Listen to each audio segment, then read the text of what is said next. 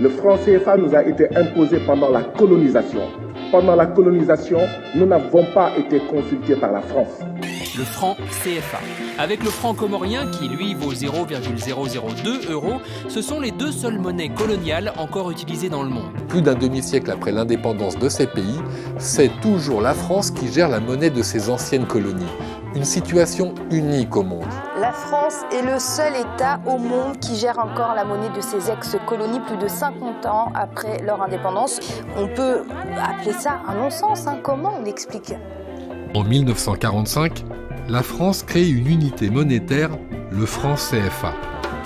CFA pour Colonie française d'Afrique. En 1958, le CFA devient le franc de la Communauté française d'Afrique. Après les indépendances, il deviendra le franc de la Communauté financière d'Afrique dans ces pays-là, et dans cela, le franc de la coopération financière en Afrique centrale. C'est-à-dire que l'origine même du franc CFA est quelque chose qui est fortement lié à l'esclavage. L'argent qui a été versé aux propriétaires d'esclaves leur a permis de créer la Banque du Sénégal. Banque du Sénégal qui deviendra en 1901 la Banque de l'Afrique occidentale, la BAO, qui aura le privilège d'émission du franc des colonies. Aucun pays africain n'a consulté son peuple sur la question du franc CFA. Les Européens, pour avoir l'euro, sont passés par un référendum. Les Africains, en fait, ont l'euro, mais par une décision de l'Union européenne s'adressant à la France.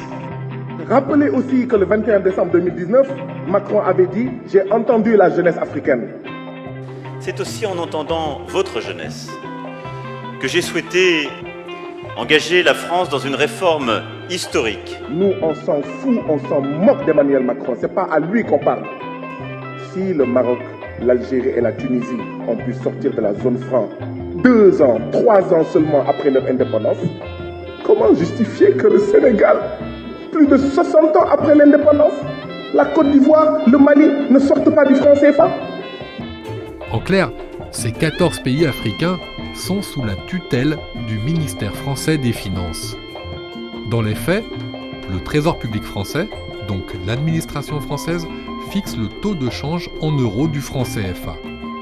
Et cette parité franc-euro oblige les banques centrales des pays africains de ces deux zones monétaires à déposer 50% de leurs réserves de change à la Banque de France. Petite anecdote au passage, billets et pièces CFA, le tout est imprimé et façonné en France.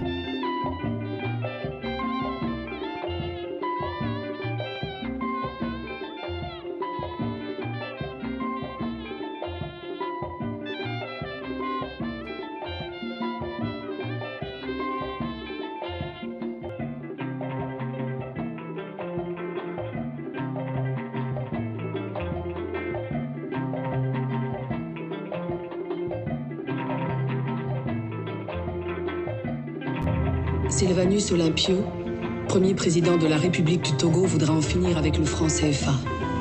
Il sera abattu lors d'un putsch en 1963, à quelques jours du lancement d'une monnaie nationale pour son pays.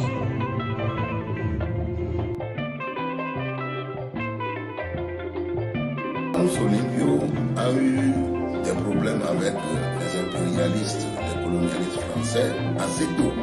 Mais la goutte d'eau qui va faire déborder le vase, l'affaire du CFA.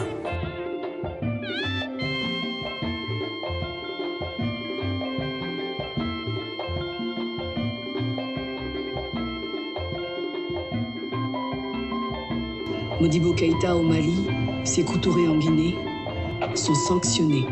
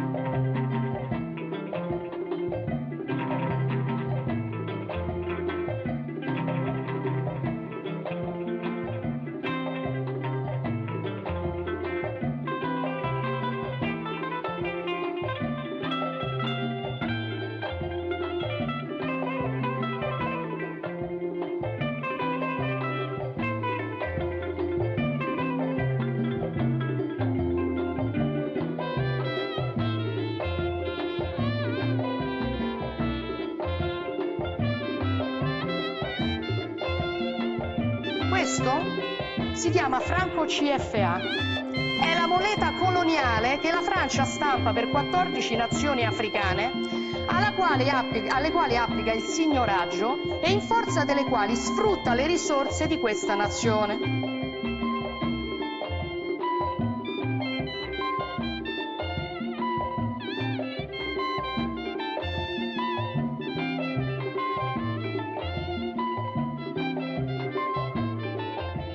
Je pense que la France est un de ces pays qui, en imprimant de l'argent pour 14 pays africains, empêche leur développement économique. Si l'Europe veut maintenant faire preuve de courage, elle doit avoir la force de faire face aux problèmes de la décolonisation de l'Afrique. Je parle de ces États européens comme la France qui, pendant ces années, les exportations de matières premières ont été bénéfiques grâce à l'impression d'une devise pour 14 États africains. Toujours dans le cas de la guerre en Libye en 2011, nous avons assisté à un bombardement fou qui a créé tous les problèmes que nous avons avec l'immigration. Ça doit changer dans la manière de coopérer avec la France et l'Europe. Regardez-nous autrement, en nous respectant, en nous considérant comme de vrais partenaires et non pas toujours avec un regard paternaliste, avec l'idée de toujours savoir ce qu'il faut pour nous et non pas pour... La France est le seul État au monde qui gère encore la monnaie de ses ex-colonies plus de 50 ans après leur indépendance. On peut appeler ça un non-sens, hein. Comment l'expliquer ? Pour des raisons politiques, pour des raisons de soumission, pour des raisons de peur, parce qu'ils pensent, un, ils n'ont pas envie de prendre de risques, deux, ils n'ont pas envie de se mettre la France à dos. Dites-vous bien que les dépôts, ce qu'on appelle les comptes d'opération, ce 72 milliards d'euros déposés sur les comptes du Trésor public français tout le temps. À partir du moment où vous êtes amputé de 50% de votre capacité d'agir, vous n'êtes pas capable de mettre en place une politique économique sérieuse. Et puis la deuxième donnée qui est importante, elle est politique et de souveraineté. Quand vous n'avez pas le droit de battre monnaie, quand vous n'avez pas le droit de dévaluer votre monnaie, quand vous n'avez pas le droit de créer votre monnaie, quand vous n'avez pas le droit de négocier une politique économique sérieuse, quand vous n'êtes pas capable de faire ça, on ne peut pas vous appeler un État sérieux. Pardon, l'idée d'avoir le vestige de la colonisation aujourd'hui encore est un non-sens politique et économique. Ça n'a aucun sens de continuer un système comme ça, qui s'appelait de façon fort remarquable à l'époque colonie française d'Afrique. Moi, je suis mauritanien.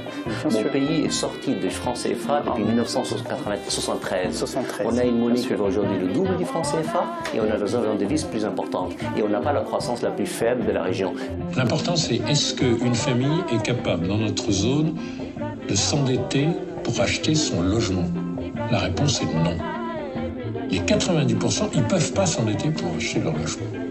Mais il est temps que la France lève son genou de notre cou.